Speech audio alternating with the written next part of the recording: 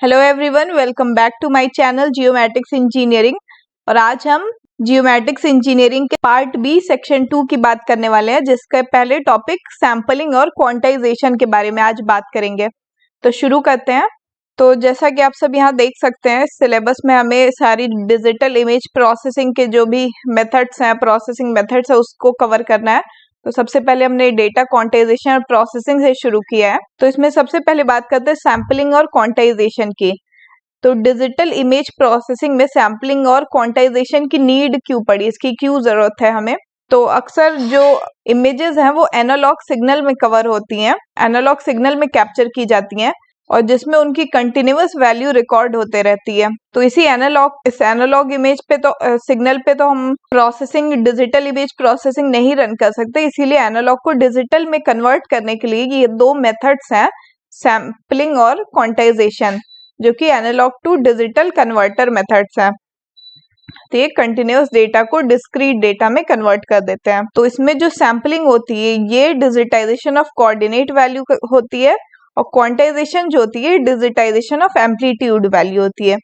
तो इसके बारे में अगर थोड़े और डिटेल में देखें तो एक जो इमेज को हम डिजिटल कर देते हैं, एनालॉग टू डिजिटल कर देते हैं, तो उसमें हम उस कंटिन्यूअस डेटा को डिजिटल फॉर्म में कन्वर्ट करते हैं। इसमें दो मेथड होते हैं, हमने पहले ही देख लिया, सैम्पलिंग और क्वांटाइजेशन। अगर सैम्पलिंग के बारे में थोड़ी डिटेल में बात करें तो जैसे कि इस इमेज में देख सकते हैं, इस इमेज को अगर हमें डिजिटल फॉर्मेट में स्टोर करना है, और अगर इसके किसी भी पिक्सल को हम एग्जाम्पल के फॉर्म में लेते हैं, जैसे इस पिक्सल को, तो ये पिक्सल यहाँ पे खाली है। ये खाली क्यों है?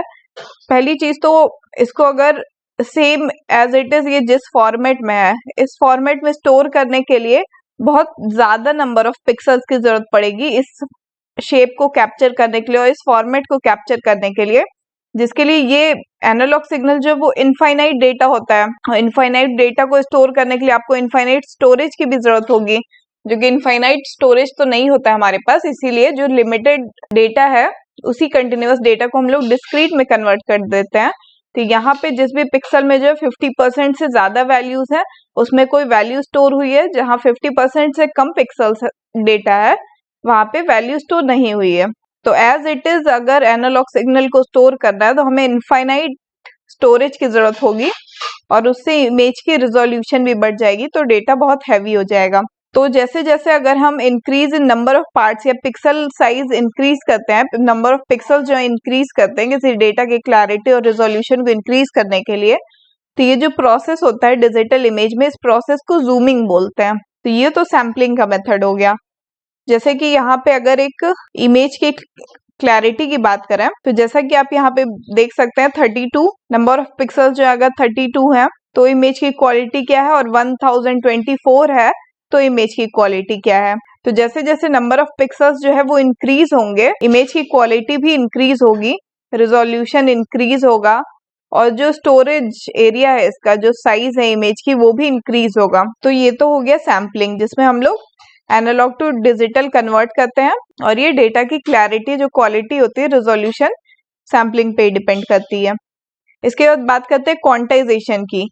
तो क्वांटाइजेशन में क्या होता है, जब digitising of intensity of colour, जब कलर की बात आ जाती है, जहाँ पे कि उस इमेज में कितने कलर्स, कौन सा कलर, क्या कलर होना चाहिए, तो वो क्वांटाइजेशन में आता है। तो कोई भी एनालॉग सिग्नल जो होगा उसमें इनफाइनाइट वैल्यूज होंगी, तो इनफाइनाइट नंबर ऑफ कलर्स हो सकते हैं। तो क्वांटाइजेशन जो है डिटरमाइन करती है कि how many different colour image can have.